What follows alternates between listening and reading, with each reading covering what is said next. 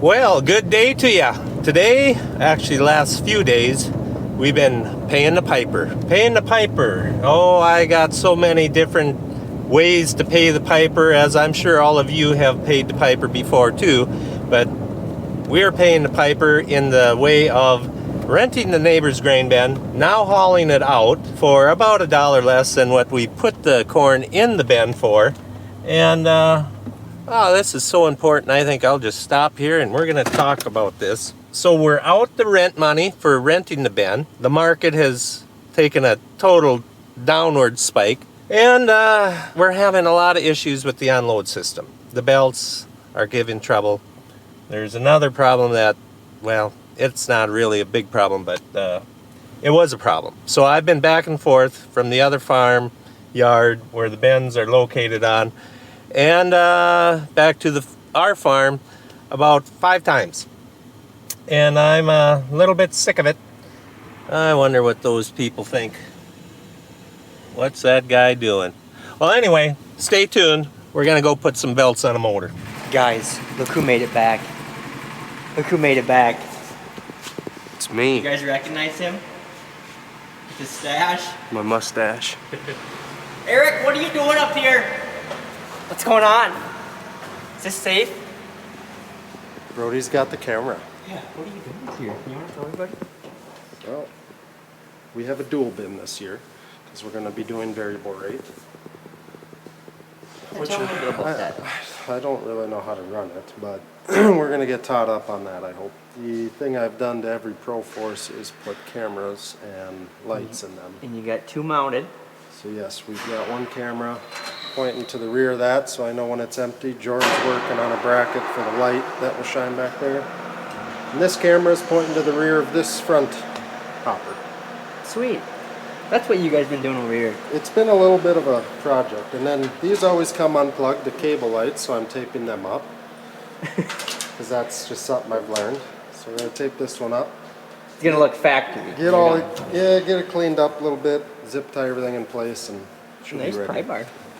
I know, that one hasn't, maybe I'll just lay it in here and we'll see where she ends up. Well, I've been working on planner. Yeah, I did. Got the speed tubes back in. I see. And now I'm going to test them. Or try to figure out how to test them, because I don't remember. What did they It's been do to 5 this? years since I've ran something that's been precision, I think. What'd they do to the speed tubes? They went through them, put new belts on, new rubber wheels, 1 idler bearing. That was it. And they were all new last year, the rubber wheels, so that's Made it 1 season. 4,000 acres or so, and they're due. Yep. It's just Pretty insane. time to roll rubber. Well, I'm gonna go do my own thing. So to set the stage here a little bit and give you the appreciation of what we've had to go through last week when we started hauling out of this bin site, it was like 50, 60 degrees. As the frost is coming out of the ground, of course, you know, it gets to be a little muddy. So we had to quit hauling, but we only quit hauling after we pretty much destroyed the man's yard up here, which then I had to come back.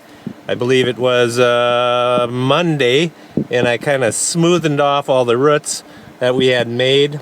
Or are they ruts? I think they're ruts that we made with the truck after getting that stuck a couple of times.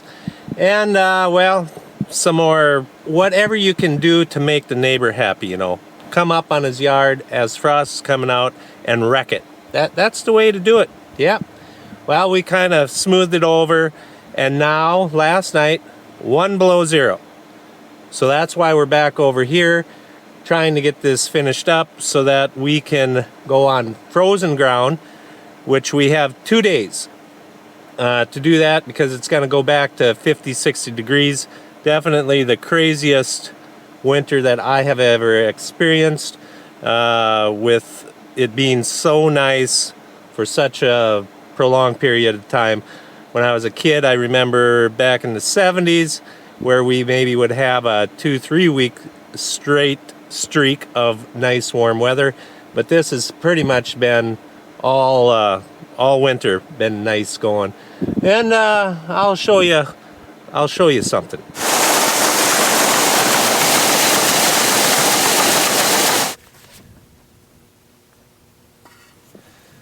I'm not going to complain about getting our money's worth out of that set of belts.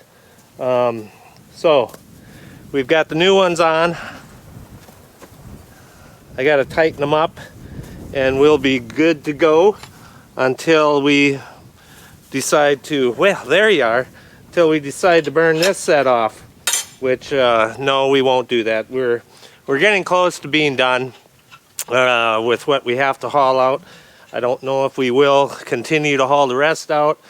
I don't think we will. We're gonna actually wait a little longer to let the price even go down more yet, because, well, that's what we do. Wait until, you know, delayed pricing when you haul your grain in to the elevator, DP they call it. Actually, it stands for down pricing. That's usually what we do if the grain is not contracted. We put it on DP, down pricing, because, well, why not? Why maximize your profitability when you, yeah, well, I did open up the side door to get in there, but I don't think we're, no, it is not down. I cannot get in the bin or open the door to show you guys yet, but this was the corn that we hauled out of our bin site, hauled it over here, thinking that, you know, that's what the grain bin's for. You can put it in there, capture a few pennies by the market going up or rolling your contracts and all of that. I'm not going to get into all that, but it's supposed to work to increase your profit, not decrease it, but not this year. They don't always work that way. Grain bins are a love-hate relationship. Love them at harvest, so you don't have to go to town, sit in line, waste time. But then you get a year like this where it just goes the other way, and you question why you built them, or why you try to maximize every bin on your yard and rent the neighbor's bins, and you know, you go with the flow. You take the 10-year average, I guess is what I'm trying to say. And in the end, it should work out for you, but it's not working out for us this year. Okay, we are gonna do a health check on the planter. We're gonna see what our V drives are. So we gotta go set up, diagnose, then I think it's health checks, and then the seeding manual test. It's doing something. It's looking fine. Nothing's beeping at me yet. Everything's green. There's no red. All the amps are pretty close to each other. The volts are good. Well, I think we're ready to go. So you guys probably know that we're running 2 corn planters this year, so that means I get to be in the second corn planter. So I get to run the old planter, the old precision one. So I have to get used of the precision again. It's been, yeah, I think I said 5 years. Maybe it's actually 4 now, or going on 5 actually. I don't remember. But I ran a precision planter for 2 years, so I kind of understand it a little bit. So, and then I got to looking. I know Chet was in this cab kind of setting it up a little bit, and it's good. It's a good setup, but I watched him put this extended monitor in, and it's right in the view of everything. Like, that don't work. That don't work. So, I'm going to move it over to here so that I can see something. See, now look at the visibility. I can see so much more. There, that's a lot better, I think, in my opinion. Well, you guys want to hear how loud the speed tubes are? I don't know if the camera picks that up, but I'm too lazy to get out of the cab to show you. But they're pretty loud. Okay, we are all fixed up, and I hope you don't mind, but I did not show you guys, obviously, because you didn't see nothing of me really doing too much there. But it's cold out, and I'm getting back in my pickup because, well, yeah, it's cold out. Yeah. So I am with you today because Chet has decided, and you guys, most of you know, some of you know, Chet has decided that he needed to take a honeymoon that he did not take after they got married. So that is where he is. And he's in the sunshine down south, way down south, on some, I'm sure, sandy beach. You about know. I'm up here. My fingers are cold. And it's maybe 10 above now. But it's coming around. Tomorrow's going to be nice again. And Chet, if you want to hurry up and come home, that'd be fine. But don't tell Jean that I told you to hurry up, because I'm sure she's thinking, we got to extend this honeymoon. This life is perfect. Yep, the honeymoon life is perfect, right? Absolutely. Yeah, okay, I'm not going to say no more about that, because how many people have had bad honeymoons? I know, I could tell you a story about Amy and I. You wouldn't believe where we chose to go to a honeymoon. But we were young. Didn't know much. Thought we did, but yeah, you guessed it. We went to Wisconsin. The state of Wisconsin. I'm sure that's a fine state, but well, it was a cold August when we got married. Cooler August. On the weekend or the week of our honeymoon, it was actually very chilly, and we went to Wisconsin Dells. Yeah, the water park. Let's just say by the time we got done doing the water slides for about an hour, my lips were purple, fingers were numb. I'm not even going to tell you, but it was not the best of honeymoons. I will put it on a scale of 1 to 10. Amy, I'm sure you would agree. We were maybe talking a 4.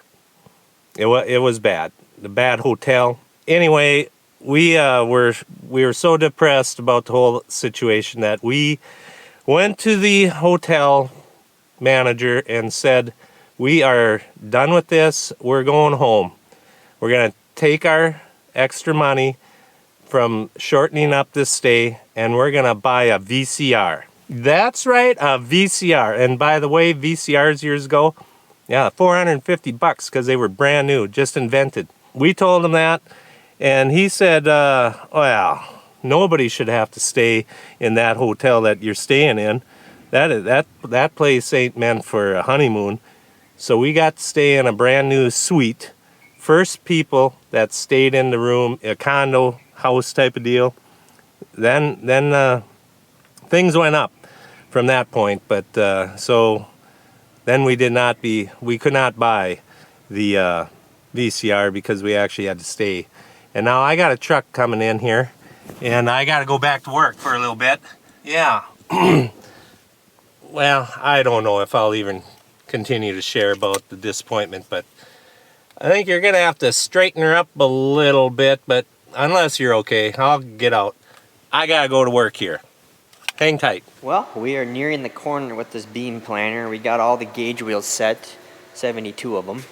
So I've been a part of all the gauge wheels this year on all 3 planners. So that's cool. The only thing that I got left to do is the True Count air clutches, and I plugged the air hose in, and yeah, we got leakage. I know we have leakage. I actually have been fighting this battle. You hear that? Well, we have found some leaky ones. So, time to fix. Gotta take them apart. That one and this one. 15 and 16. I tell you what, boys and their toys. They're just sitting there screwing off. Look at him. He has tracks on and there's no snow. Are we going mudding? I don't know, I just gotta drive it. I think you should go check the fields. We don't get any snow ever no more, so. You should go check the fields. Tell us how dry they are. Take them with. It's so clean right now. It's dusty, It but ain't. it's clean. Oh, Jordan can wash it. You don't get stuck. Sure.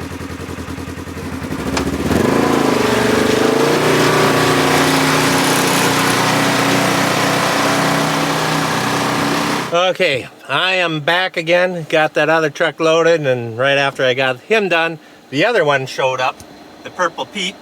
And yeah, I have been sitting in this pickup of mine all day long. I'd say most of the day. Engine not running, sunshine coming through, the windshield nice and warm. You know, I didn't notice anything until I had to get out last time, and well, I guess my feet, because there is no warmth down here. My feet were a little lethargic, if that's the right word, but so now I've got a dilemma. My feet are almost froze off of my body, and I gotta get inside the bin because the door is now getting down so I can look in there. I'll take you in there and I'll show you. Well, now the truck's getting full, so I gotta put you down again and tell Steve to back up, I guess. We're backing up this time.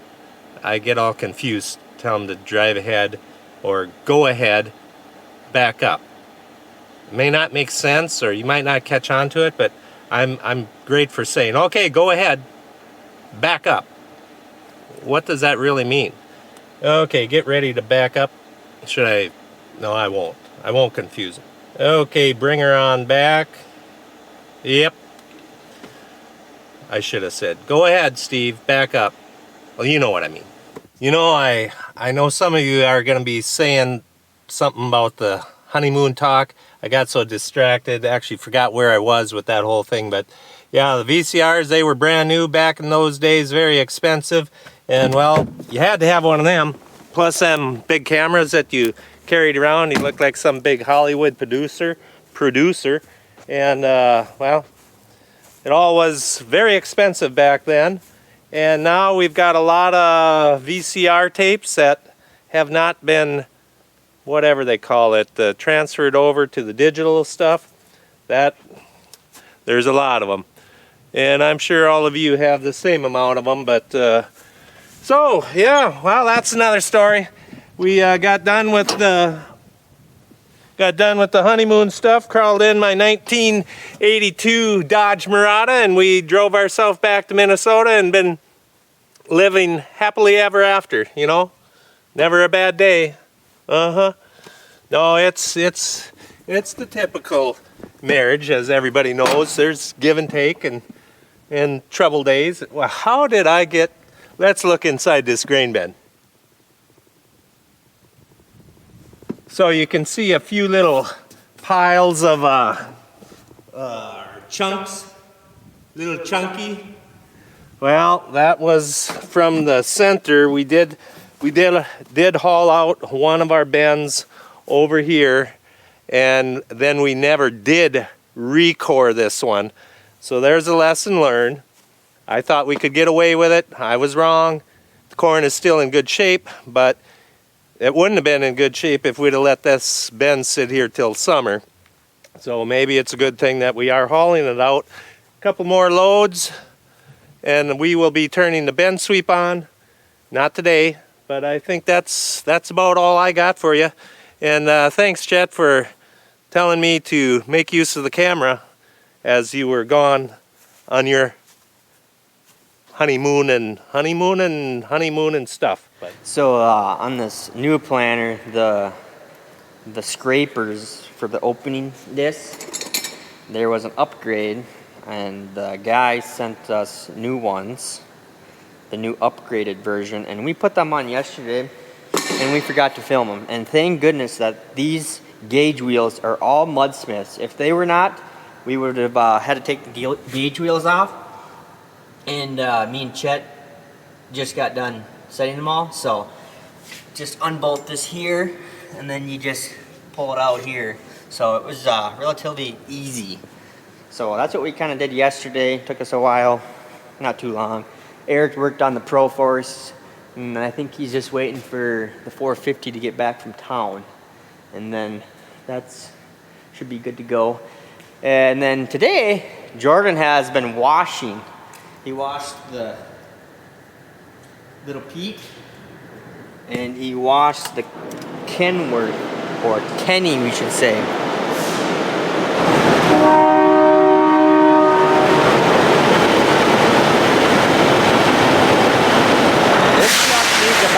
This truck's dirty. I just washed it.